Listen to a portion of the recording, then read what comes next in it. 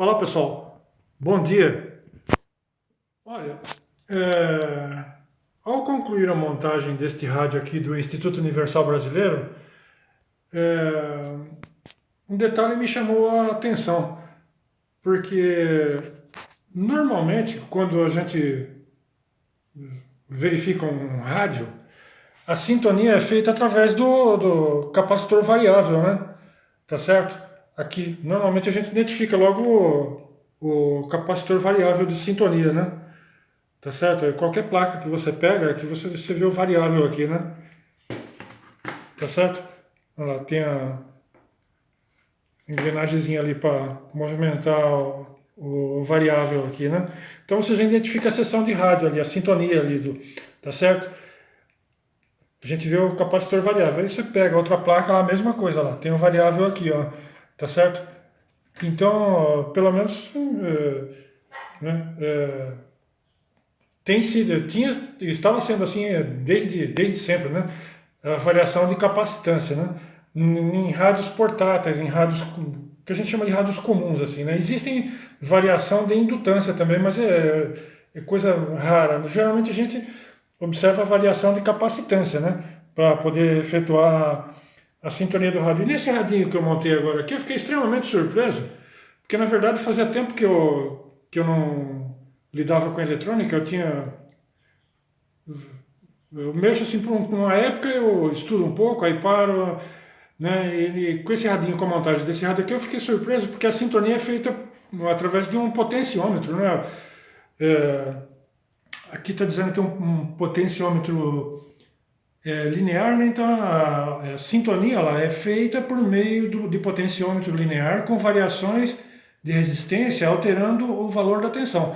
Isso que é um rádio digital com sintonia mecânica, tá? Então é a primeira vez que eu vejo a sintonia do rádio ser feita através de um potenciômetro, porque que nem eu falei, não sei se outras pessoas que lidam com esse tipo de estudo aí já se depararam com esse tipo de situação, né? Diz que já faz tempo que até que nem fabricam mais capacitor variável, né?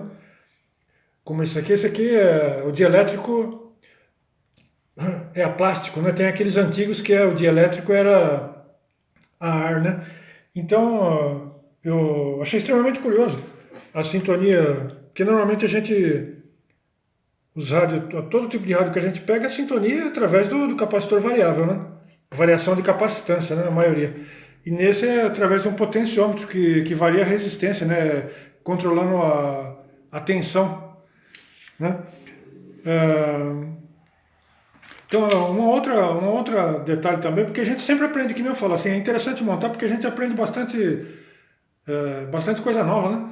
É, eu tive uma dificuldade danada na colocação da engrenagem, né? Daquela cordoalha de sintonia para poder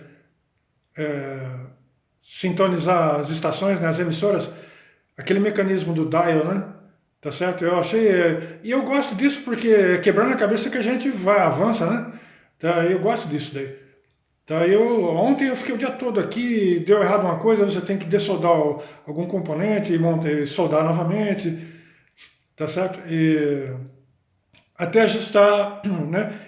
Sem ficar assim com receio de quebrar o aparelho ou danificar com alguma trilha, algum componente.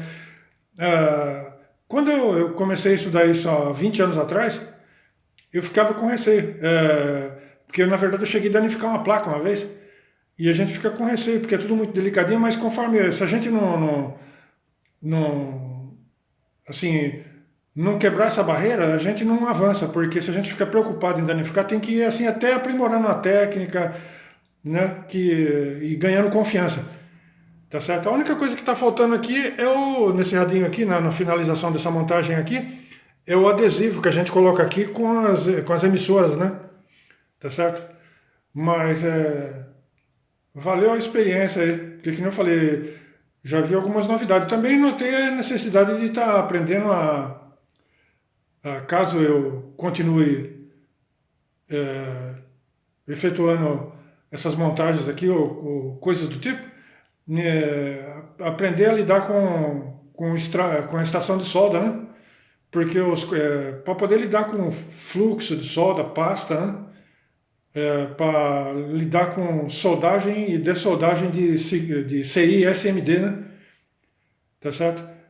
Observando, porque a tendência é miniaturização, né? Os chips são muito, a tendência tem ficado cada vez mais pequenininho. Eu até comprei uma lupa. Tem gente que já tem até microscópio na bancada.